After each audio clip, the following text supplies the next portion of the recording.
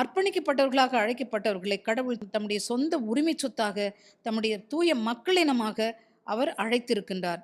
இறைவார்த்தை கேட்டுக்கொண்டிருக்கிற அருமையான அர்ப்பணிக்கப்பட்டவர்களே, உலகத்தையும் அதன் மாய கவர்ச்சிகளையும் உறவுகளையும் உல்லாச வாழ்க்கையும் பணம், பட்டம், பெயர், பதவி, புகழ், உல்லாச வாழ்க்கை, வாழ்க்கை வசதிகள் இவை எல்லாவற்றையும் துறந்துவிட்டு நம் ஆண்டவராகிய இயேசு கிறிஸ்துவுக்கு ஊழியம் செய்வோம் என்று சொல்லி, அவரை பின்பற்றுவோம் என்று சொல்லி, அவரையே நாம் ஏக சொத்தாக நம்முடைய கடவுளும் ஆண்டவருமாக நாம் தெரிந்து கொண்டிருக்கிறோம். இதுதான் துறவற வாழ்க்கையினுடைய அர்த்தம் பிரியமானவர்களே. ஆம், நாம் தெரிந்து கொண்ட நம் ஆண்டவராகிய இயேசு கிறிஸ்து ஒருவரே நமக்கு போதுமானவர். அவர் தூயவராய் இருப்பது போல் நாமும் தூயவர்களாய் இருக்க வேண்டும் என்று சொல்லி ஆண்டவர் விரும்புகின்றார். இஸ்ராயேல் மக்களுக்கு எப்படி சொன்னாரோ, நீங்கள் என்னுடைய தூய மக்களினம், உங்கள் கடவுளும் ஆண்டவருமாகிய நான் தூயவராய் இருப்பது போல் நீங்கள் தூயவர்களாய் இருங்கள் என்று சொன்னாரோ, அதே போல் அர்ப்பணிக்கப்பட்ட நம் ஒவ்வொருவரையும், ஒரு ஒரு கிறிஸ்தவனையும் கிறிஸ்துவளையும்